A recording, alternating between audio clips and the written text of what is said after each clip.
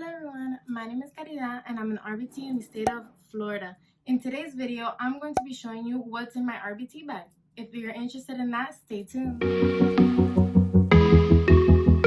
So the first things I keep are for safety, sanitation, and all that. I always have my mask on, but I always have an extra one in my bag just in case. So mask, this one I actually purchased from an Instagram account. I can link it down below if you guys are interested. She makes really cute masks and their patterns and all of that. I have wet wipes, the antibacterial ones, just if I need to clean down anything or using them with my kids. So I have a first aid kit because working with kids or just clients in general, you never know, they can get hurt by accident. So I like to be prepared, just in case, especially when I worked in the school setting and in the playgrounds and stuff. Kids fall all the time, so I just always like to be prepared and have that handy. And also I have tissues when kids get sick, stuff like that. I always like to have that on hand, and hand sanitizer. The next things I have are more specific to my client and her level. It can vary depending on what client you have, their level. The next ones are some books I really like to use. I actually got off Amazon. That's what it looks like. It's an emotion book. I really like it because you can show them emotion coping skills, which are really important. Like when they're angry, what can they do? Things like that. Ask them WH questions like, why do you get angry? What makes you angry? Stuff like that, or different emotions. There's bored, confident, confused, disappointed, and then in the back there's always coping skills on what they can do. I bought this in Amazon, so I'm gonna link it down below if you guys are interested in that. A book is one I bought off Amazon as well. It's a wipeable workbook. This one's for ages 4 and up, starting school workbook. And it has a lot of different activities. I showed this one in one of my previous videos. I'll link it up here. And they have a bunch of different versions for higher levels, lower levels, first words. These books are awesome. And I've used it a bunch of times and none of them have stayed stained, because some of them don't really erase very well when you use erase marker with them. But this one is great. See, there's no marks or anything. So yeah. The next one, it's also a on-the-go activity book, and then it also brings a little wipeable marker for this little section. But I really like this book because it goes by order of what they can do. So it's tracing. Some of these have already been done, you can see. I'll see if I find something similar to this because I got it so long ago, and I know I didn't get it off Amazon. I think it might have been Marshall's, TJ Maxx, something like that, but yeah. Okay, so next up is actually cards. I use this for DTT and also just playing games. These ones are specifically from the dollar store, so I have color and shapes. This is the GoFish right here. It's really good, and it was only $1.30 or $2, something like that, on Amazon. I have compare and contrast, which is, this one's awesome to really get them thinking. Then these are the 2 new additions. I actually got these off the Target dollar section. So I got this money one, and it has interactive cards, and it gives you little templates of actual money looking cards, so you can practice with them, counting, adding, all of that, and then telling time. And it brings actually a little clock where you can add the stickers, stuff like that. So these are great and they're affordable, and I love having them because you can always create an activity out of them. So yeah.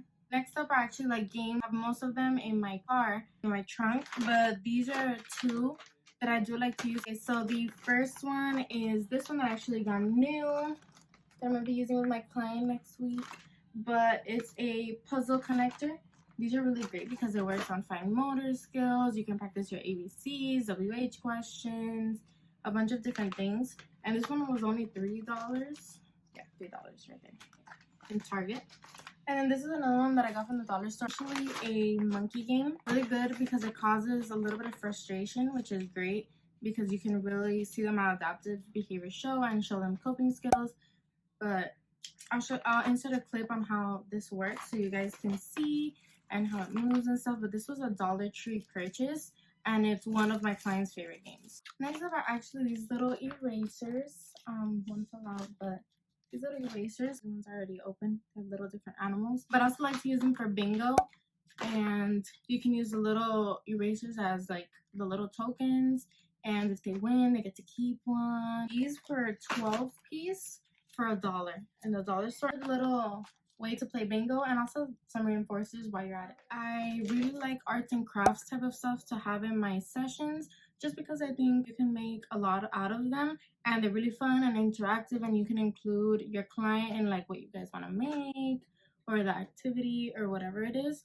So I always have construction paper, size, the normal, and also like the little books, just because if you're going to make something smaller so you don't waste, you know, so much of your paper. Paint. This one I got from Amazon. I also like these little twists. I have a bunch of different colors.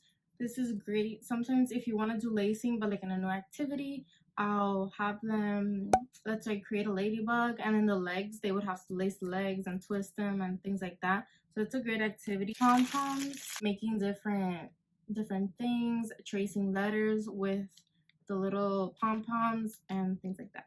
So next I have dry erase markers and a board.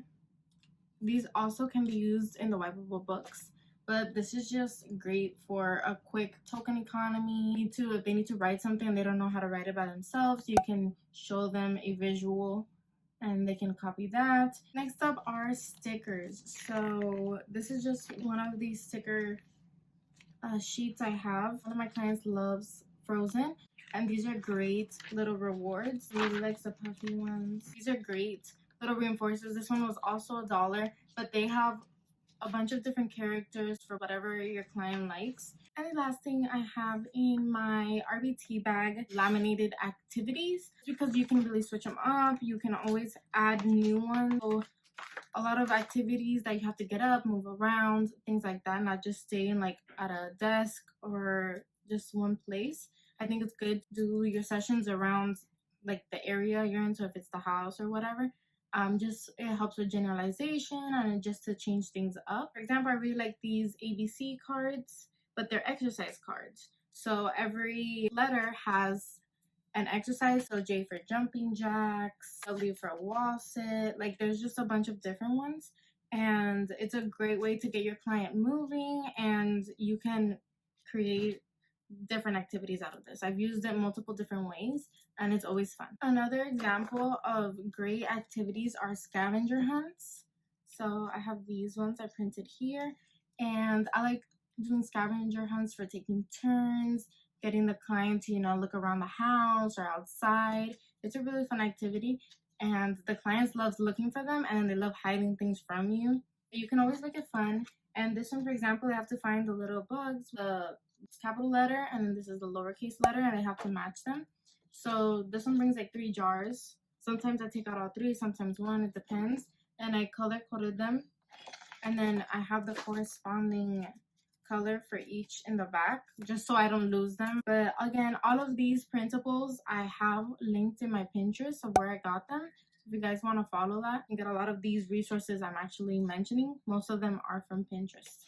I have a bunch of them, so if you guys would like me to do a video on that, I totally can, on different activities you guys can do that are really inexpensive and fun, and you can rearrange them to create new ones.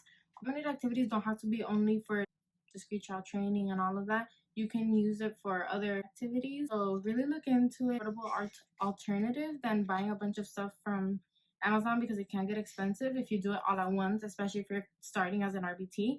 So really look into that, and you can have some awesome materials to use in session while still, you know, keeping a budget and not going too crazy. I hope you guys enjoyed today's video and got a peek into what I have in my RBT bag, and maybe got some ideas on what you can keep in yours. If you'd like to stay up to date with my content, please follow me on Instagram and subscribe to my channel for future videos, and I hope to see you guys next time. Bye!